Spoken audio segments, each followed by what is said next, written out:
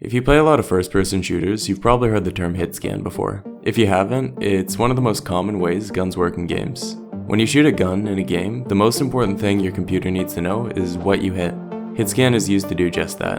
When working on my game, Grapples Galore, I've recently encountered a big issue with the way it works in online multiplayer games though, but game developers have some pretty cool ways of working around this issue. To understand this, it's important to understand how online multiplayer works. The basic way online multiplayer works is a group of players all connect to a server. Anytime a player moves or shoots or something, information about what they're doing is then sent to the server, which then relays that information to everyone else. This can take time though, and will lead to something called latency, which is basically the delay between a player's game state and the server's. The time information takes to be sent can vary a lot depending on the quality of a game's servers, the amount of information being sent, and the quality of each player's internet. This time is often referred to as ping, and is usually only fractions of a second, but in competitive or fast-paced shooters, that can still matter a lot. A simple way to think of hit scan is when a player shoots their gun, it's a ray sent out of their camera to detect what's in front of them. This ray has no travel time and sends back information on what the player hit. Players can then use that information to do things like damage a player or explode a barrel. Generally, this is super reliable and easy to implement. If you let players handle their hit scanning logic locally, this lag actually won't affect shooting too much. Players will still always hit exactly what they're aiming at, and shooting will feel responsive. This is actually how I handled my game's guns when I first launched it into early access a few months ago. One issue very quickly arose from this way of handling hit scans though. When you allow players to handle hit scans locally, it makes cheating super easy. Literally day one of launching my game into early access, players had already developed cheats. Online multiplayer games always need to account for cheaters, and to do this best you really just need to strip away as much control from players as possible. This means that instead of letting players handle their hit scans locally, most games have players only send their inputs to the server and then let the server handle everything else. This is great at stopping cheaters, but can lead to a couple of issues with hit scan weapons.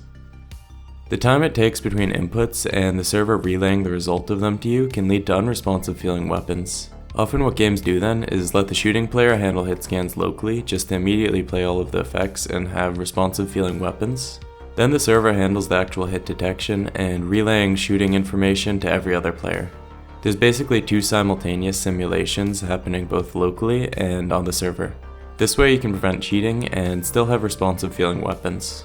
Latency causes another issue though, as when the server is handling hit scans, player positions may have already changed a little.